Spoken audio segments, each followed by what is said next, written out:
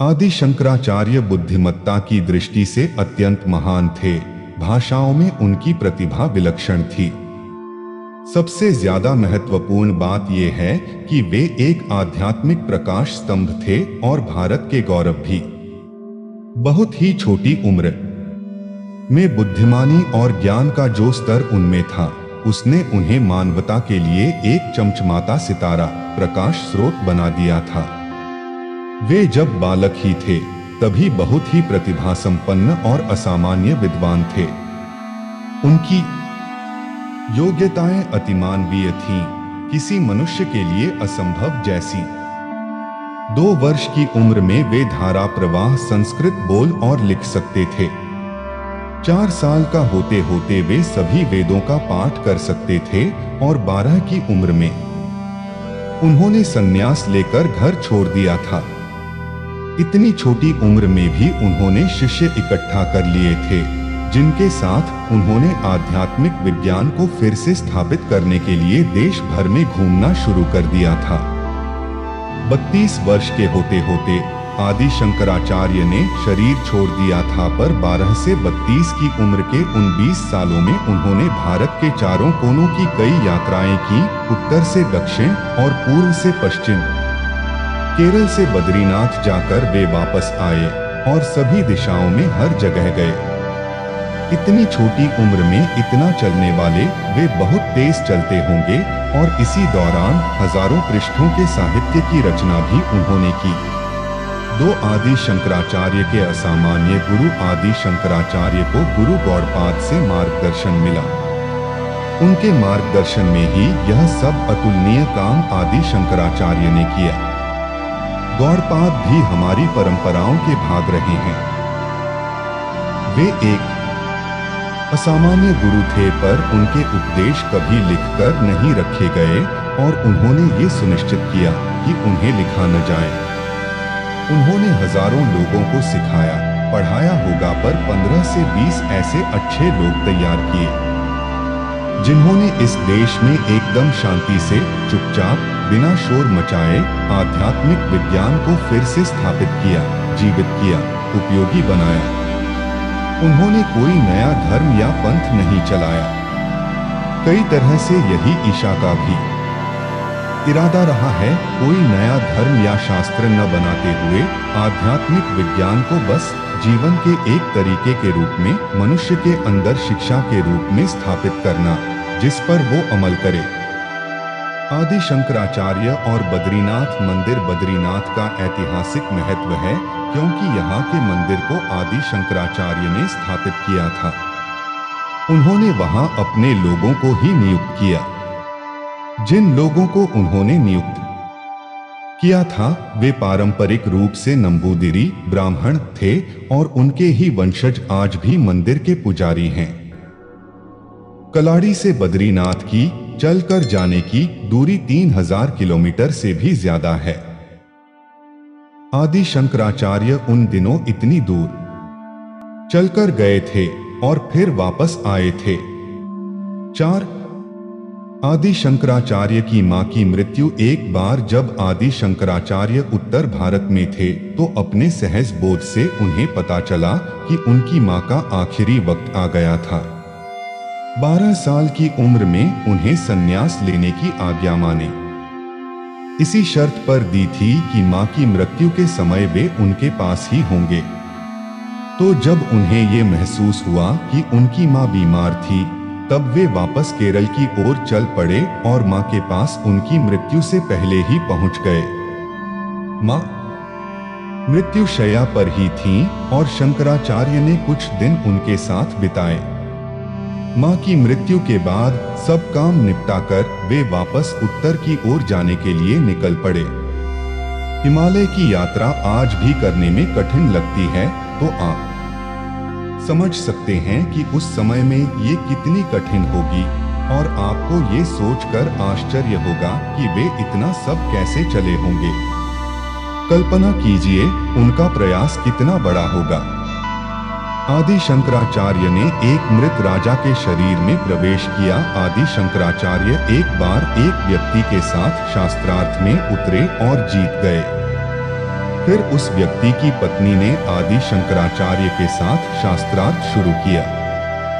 तर्क के मामले में आदि शंकराचार्य का स्तर बहुत ऊंचा था और ऐसे विद्वान के साथ आप आसानी से तर्क नहीं कर सकते। तो उसने ऐसे बात की, आपने मेरे पति को हराया है, पर वे पूर्ण नहीं हैं। हम दोनों एक पूर्ण भाग के दो आधे आधे भाग हैं। इसलिए आपको मेरे साथ भी शास्त्रार्थ करना होगा। इस तरह के तर्क को आप यूं ही अनसुना नहीं कर सकते। तो आदि शंकराचार्य का उस स्त्री के साथ शास्त्रार्थ शुरू हुआ। जब उसने देखा कि वो हार रही है, तो उसने उनसे यौन संबंधों के विषय पर प्रश्न करना शुरू किया। शंकराचार्य जो कुछ कह सकते थे वो उन्होंने कहा, पर वो ज्यादा गहरे विवरणों में उतर गई और पूछा, आप अनुभव से क्या जानते हैं? आदि शंकराचार्य ब्रह्मचारी थे। वे समझ गए कि ये उन्हें हराने की चाल थी। तब वे बोले, ठीक है, हम 1 महीने के लिए रुक जाते हैं। हम 1 महीने बाद यहीं से शुरू करेंगे जहां पर हम रुक रहे हैं। फिर वे एक गुफा में गए और अपने शिष्यों से बोले, चाहे जो हो जाए, किसी को इस गुफा में आने मत देना, क्योंकि मैं कुछ समय के लिए अपना शरीर यहाँ छोड़ रहा हूँ और कोई दूसरी संभावना देखता हूँ। जीवन ऊर्जा प्राण शक्ति अपने आप को 5 आयामों में अभिव्यक्त करती है। प्राण वायु, समान, अपान, उदान और व्यान। प्राण शक्ति के इन 5 आयामों के अलग अलग काम हैं। प्राण श्वसन क्रिया, विचार प्रक्रिया और स्पर्श के अनुभव को संभालता है। आप कैसे पता लगाते हैं कि कोई जिंदा है या मर गया है? सांस रुक जाने पर उसे मरा हुआ माना जाता है। सांस तभी रुकती है जब प्राण वायु बाहर निकलने लगती है। लगभग 1.5 घंटे में प्राण वायु पूरी तरह से बाहर निकल जाती है। इसीलिए ये हमारी परंपरा है कि सांस रुक जाने और मृत घोषित होने के बाद भी मृत व्यक्ति का अंतिम संस्कार तुरंत नहीं करते, 1.5 घंटे रुकते हैं, क्योंकि उस समय तक उसकी विचार प्रक्रिया और स्पर्श अनुभव पूरी तरह से बंद नहीं होते। कई प्रकार से वो व्यक्ति अभी भी जीवित है, क्योंकि और इतने समय में उसे चिता की आग का एहसास हो सकता है, क्योंकि प्राण वायु के बाकी आयाम तो अभी भी शरीर में हैं। अंतिम आयाम व्यान 12 से 14 दिनों तक वही रह सकता है। शरीर का टिके रहना और एक रूप में रहना व्यान की वजह से ही होता है।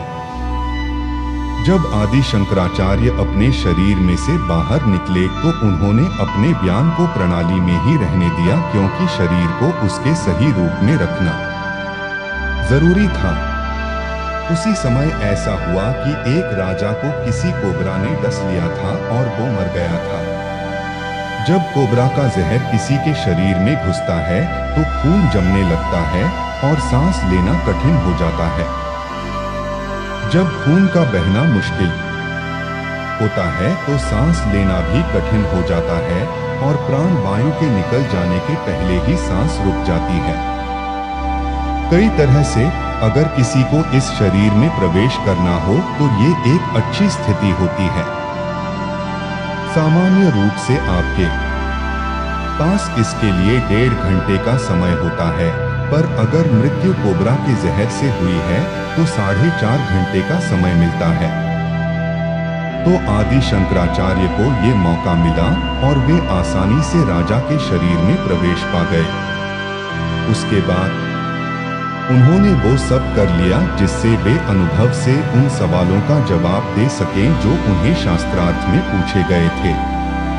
राजा के कुछ नजदीकी बुद्धिमान लोग थे जिनके ध्यान में ये बात आ गई कि जिस आदमी को उन्होंने मृत घोषित किया था वो अचानक ही बहुत सारी ऊर्जा के साथ उठ बैठा था, पर उसका व्यवहार पहले जैसा नहीं था और ऐसा लगता था कि उस शरीर में कोई और आ गया था। तो उन्होंने सारे शहर में सैनिकों को भेजा कि अगर कहीं भी कोई भी मृत शरीर दिखे तो उसे तुरंत जला दें, जिससे अगर उस जीव ने, जिसका वो शरीर था, राजा के शरीर में प्रवेश किया हो तो वो राजा के शरीर को छोड़कर वापस न जा सके, क्योंकि अब राजा तो जीवित हो ही गया है। भले कि वो कोई दूसरा आदमी है तो क्या हुआ, लगता तो वो ही है। पर उन्हें सफलता नहीं मिली और शंकराचार्य अपने शरीर में वापस पहुंच गए।